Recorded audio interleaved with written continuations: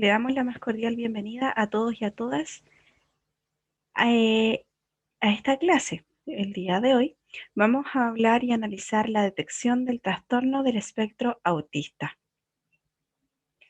Primero vamos a comenzar analizando qué es el trastorno del espectro autista. Este trastorno es un trastorno del neurodesarrollo, el cual tiene origen de tipo neurobiológico e inicio en la infancia. Este trastorno afecta el desarrollo de lo que es la comunicación social y se presentan conductas y comportamientos que son repetitivos y muchas veces restringidos. El trastorno del espectro autista presenta una evolución crónica con diferentes grados de adaptación funcional y funcionamiento del área del lenguaje y también del desarrollo intelectual.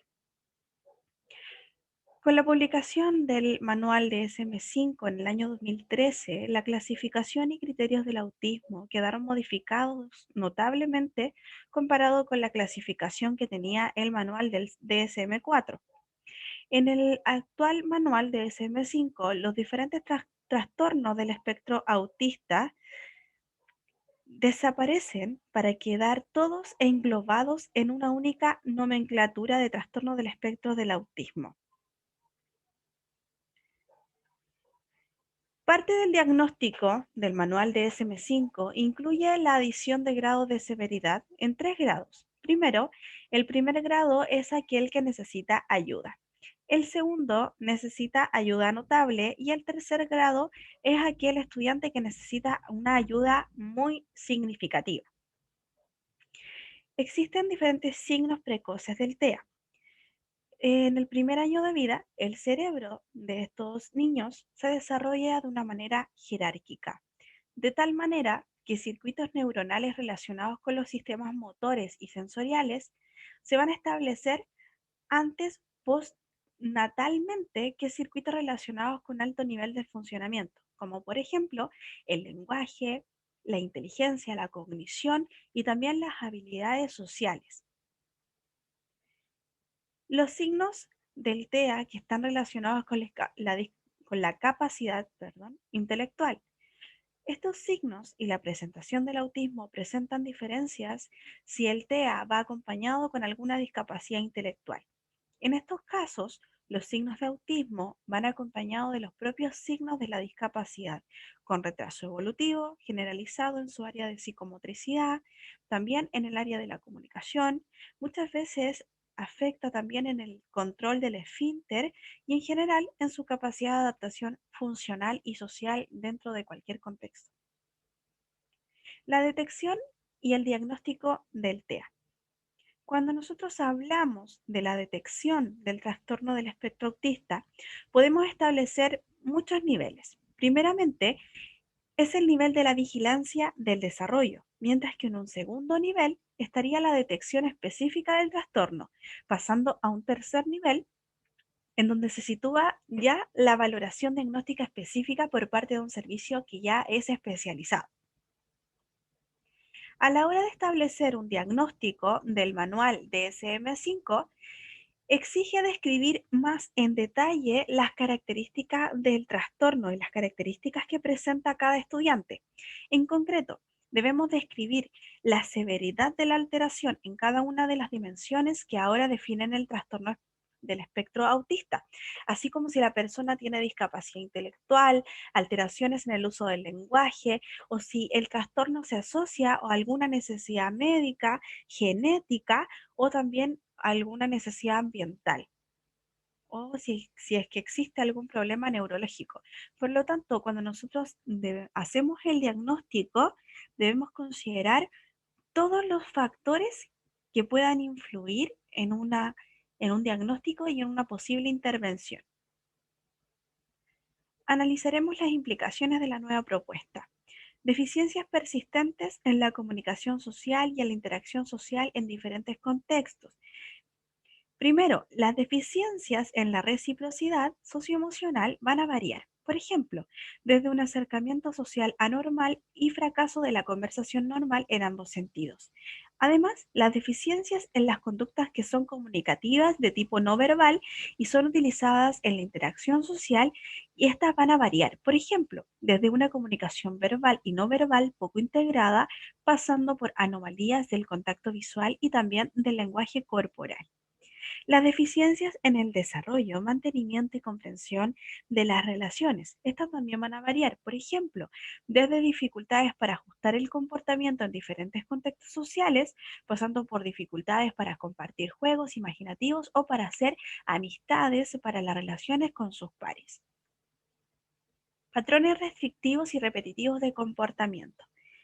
Muchos de los estudiantes que presentan un trastorno del espectro autista realizan movimientos o utilizan objetos o habla estereotipadas o repetitivas. Por ejemplo, alinean los juguetes o el cambio de lugar de los objetos. Y también existe la insistencia en la monotonía, excesiva inflexibilidad de rutinas o patrones rituados de comportamiento verbal y no verbal. Por ejemplo, ellos le produce una gran angustia los cambios pequeños, las dificultades con las transiciones, patrones de pensamientos rígidos, rituales del saludo, necesidad de tomar el mismo camino o de comer los mismos alimentos cada día. Interés muy restringido y fijo que son anormales en cuanto a su intensidad o foco de interés. Por ejemplo, el fuerte apego o preocupación por los objetos inusuales o los intereses que son excesivamente circunscritos o perseverantes. Otra de las características es que pueden presentar hiper o hiporreactividad a los estímulos que son sensoriales o interés habitual por aspectos sensoriales del entorno. Por ejemplo, indiferencia aparente al dolor, temperatura, diferentes respuestas adversas a sonidos o texturas específicos, olfateo o palpación excesiva de objetos, fascinación visual por las luces y también por los movimientos, los diferentes movimientos. Especificar la gravedad actual. La gravedad se basa en los deterioros de la comunicación que presenta el estudiante de forma social y en patrones de comportamiento que son restringidos y también repetitivos. Los síntomas van a estar presentes en las primeras fases del periodo del desarrollo y además van a causar un deterioro clínicamente significativo en el ámbito social, laboral u otras áreas que son importantes en el funcionamiento habitual de una persona. Estas alteraciones no se van a explicar mejor por la discapacidad intelectual o por el retraso global del desarrollo. La discapacidad intelectual y el trastorno del espectro autismo con frecuencia coinciden para hacer diagnósticos de comorbilidades de un trastorno del espectro del autismo y discapacidad intelectual. La comunicación social va a estar por debajo de lo previsto para el nivel general del desarrollo. ¿Y cuáles serían las causas del trastorno? Actualmente se considera que los trastornos del espectro autista son trastornos del neurodesarrollo de origen múltiple, ¿ya? Aunque todavía no existe una respuesta concluyente sobre lo que es el origen o la naturaleza o los factores que lo originan, estudios que han sido recientes sobre avances en biología del autismo indican que una fuerte responsabilidad genética causa el trastorno del espectro autista.